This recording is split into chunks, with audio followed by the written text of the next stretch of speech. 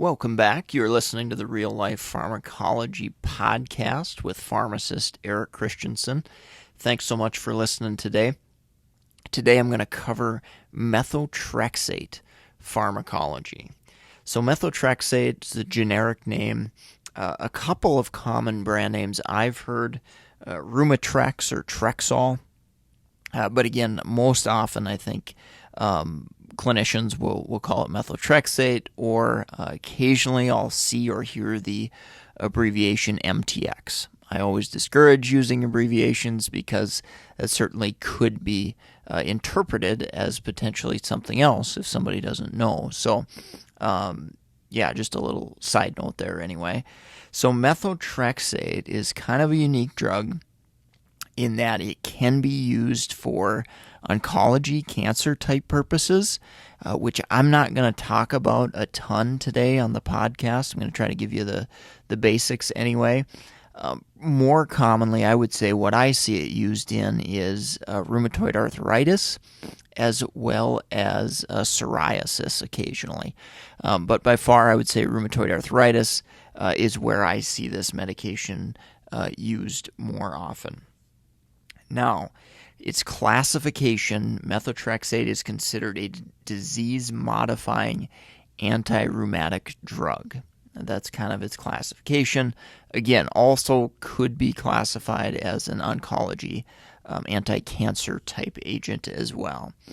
Now, the mechanism in psoriasis, as well as as well as rheumatoid arthritis, is not quite as well understood as it is in oncology. In the oncology setting, it blocks the activity of dihydrofolate reductase, which ultimately leads to preventing the formation of what are called purines, which are part of DNA, and ultimately slowing down appropriate DNA production and inhibiting kind of that cell growth and proliferation, which can happen in cancer. So that's kind of how it works in the cancer setting. The anti-inflammatory, anti-rheumatic side of things, again, not quite as well understood, but definitely thought to suppress the immune system in some way, shape, or form there. So let's talk about warnings a little bit, because there are some significant boxed warnings with this medication. So if you go look at package insert or something like that, you're probably going to see a ton of boxed warnings. And the majority of these warnings really go along with the use in oncology and those really, really high doses. So I'm not going to focus on those a ton, but if it is being used for cancer purposes, you can certainly recall that there is a bunch of warnings like GI toxicity, skin reactions, liver function, obviously immune reduction in immune function as well. So a few different things there to think about. But again, that's typically much more associated with the dosing in oncology. Now, dosing in rheumatoid arthritis or psoriasis, probably the target dose or the dosing range that I see used most often is patients get titrated up, maybe into that 15 to 30, possibly up to 30 milligram range. Again, may kind of vary depending upon the patient and the response and the clinician and what they're comfortable with. But yeah, that 15 to 30 milligram range, maybe 25 milligram range is probably where I see most patients dosed at there. And now remember, that's dosed once weekly. So that's kind of a unique dosing structure with that medication, where, most meds we think of being dosed once daily. But, rarely we do have these drugs that are dosed once weekly. So methotrexate's one that comes to mind. Some of the bisphosphonates too, alendronate and things like that for osteoporosis are also dosed once weekly. So kind of a unique thing there to remember with methotrexate use for rheumatoid arthritis and or psoriasis. Now, specifically talking about rheumatoid arthritis, you've got to remember that this is a disease-modifying drug. I think remembering the classification can help you remember that this drug is going to take a while to actually work and provide benefit. So if somebody comes in with an acute rheumatoid arthritis flare in severe pain, swelling, redness of the joints, and severe pain, you've got to remember that giving this patient methotrexate is not going to help them in the short term. Within hours or a few days, it's not going to help. Likely, it's not going to help. So with a rheumatoid arthritis flare, typically what we're going to do is give an agent like an NSAID or maybe a corticosteroid like prednisone to help treat and manage that acute inflammation and pain while the DMARD takes effect. So very important patient education point to remind patients that this drug is going to take a while, weeks potentially, to begin working and reducing some of those symptoms, some of those flares that may be occurring with rheumatoid arthritis. When I'm looking at a patient's medication list and I see methotrexate, I always look for folic acid. Okay, that always needs to be supplemented with the use of methotrexate.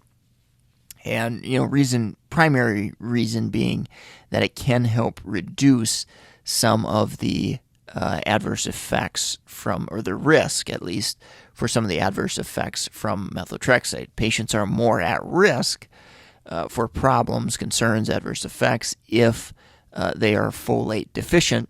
So that's why we typically give a standard dose of 1 milligram of folic acid with any patient that's on chronic methotrexate.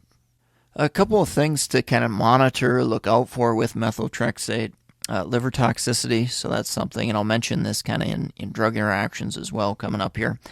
And suppressing the immune system is something we also have to be concerned about. You may also see some kidney function monitoring there.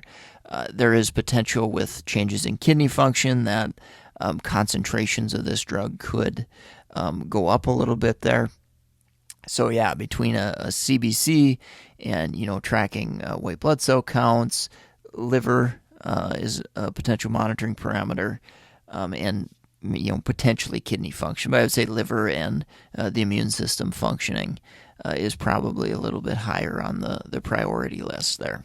Well, I hope you guys are all enjoying the podcast. Just a reminder, we got great books, resources, test prep material at meded101.com/store. So that's meded101.com/store, STORE.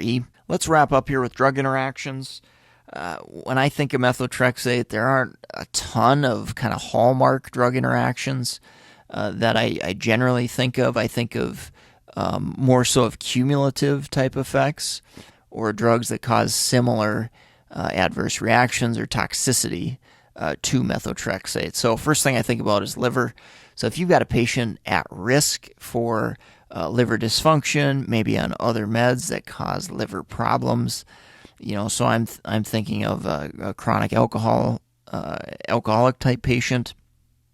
They may be predisposed to some liver issues if we add methotrexate on top of that. So at a minimum, we would certainly monitor that much more closely in a patient at risk for liver problems. Another thing I think about is immunosuppressives. So methotrexate, it's got the possibility of suppressing the immune system in a patient who's already receiving other immunosuppressive agents, maybe a transplant patient, for example.